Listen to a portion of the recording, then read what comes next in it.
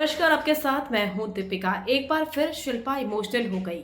कल करणवीर ने nomination task में जो चीज़ें फेस करी, शिल्पा को काफ़ी ज़्यादा राइट मिले थे। आई थिंक 5 नॉमिनेशन या फिर 7 लोगों को नॉमिनेट करने के राइट उन्हें मिले थे। और उस दौरान वो करणवीर को नॉमिनेट करती है ये कहते हुए कि इन्होंने मेरा साथ नहीं दिया, उसी बेसिस में मैं इनको नॉमिनेट करती हूँ। और जब वो विवियन के पास जाती हैं, विवियन के हाथ में लिखने की कोशिश करती हैं उनका नाम, वो कहती हैं कि मेरे पास कुछ कहने के लिए नहीं है, मैं क्या कहकर इसको नॉमिनेट करूं। और यही चीज़ पिंच कर गई करणवीर को। और जब करणवीर को मिले 3 या 4 नॉमिनेशन मिले थे, तब करणवीर शिल्पा को नॉमिनेट करने की कोशिश करते हैं, सोचते हैं और कहते हैं कि मैं आपको नॉमिनेट नहीं करूंगा, क्योंकि अगर मैं आपको नॉमिनेट करूंगा तो आप में और मुझ में अंतर क्या रह जाएगा।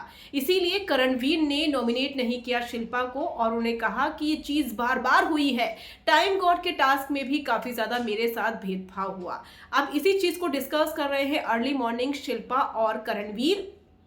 शिल्पा रोने लग जाती है, करणवीर कहते हैं कि हर बार आप मुझे ही टारगेट करती हैं, टाइम गॉड के टास्क में आपने मुझे टारगेट किया, यहाँ तक कि आपने मुझे नॉमिनेट भी किया और विवियन पर आप बहुत लाड दिखाती हैं, क्यों मेरे साथ ऐसा करती हैं। और विवियन के साथ आप बहुत अच्छा करती हैं, उसके खाने की चिंता आपको रहती है, वो घर में कोई काम नहीं करता, आपको कोई फर्क नहीं पड़ता।